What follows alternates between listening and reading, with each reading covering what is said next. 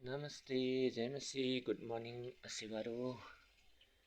Para दर्शक दिन सबै मित्रहरूलाई यस बिहानी न्यानो अभिवादन सम्झना।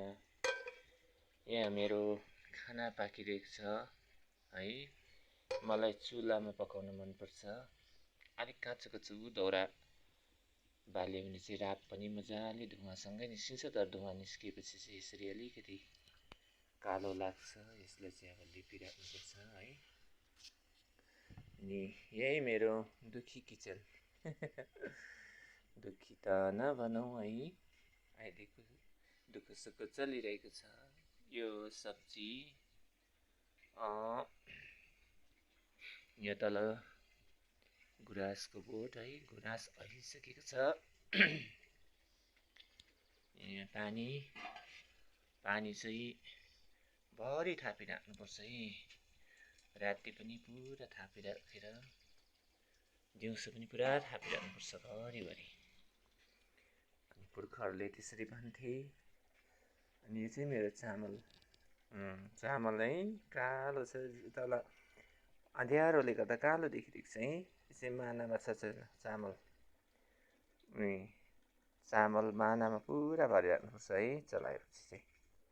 अनि चलाउँदाखेरि चाहिँ नि तपाईँको चामललाई नि भर्दाखेरि यस्तो प्रकारले मजाले भर्नुपर्छ है। यस्तो अगाडिपट्टि बाटो बिस्तारै झार्नुपर्छ। बिस्तारै प्रकारले जतले चामलले कहिल्यै पनि यसरी यस्तो अगाडि बाटो उता अगाडि नै सारेर लाउन हुँदैन।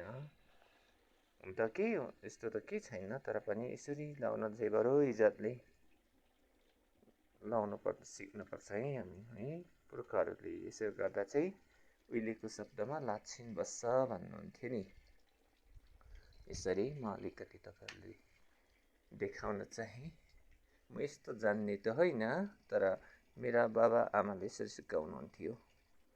यसरी है आफ्नो अगाडिपट्टि चामल चाहिँ यसरी भर्नु है। यसरी चामललाई चाहिँ यस्तो प्रकारले कहिले लाउन हुँदैन।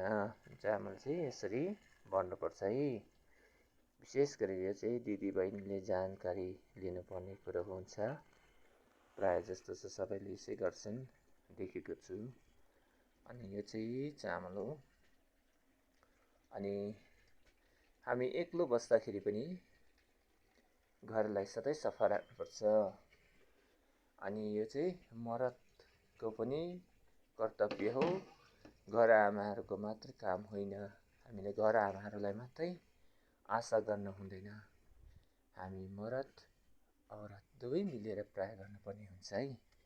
अनि घरहरू सफा राख्ने काम गर्नुपर्छ। म सडकमा काम गर्ने गर्छु।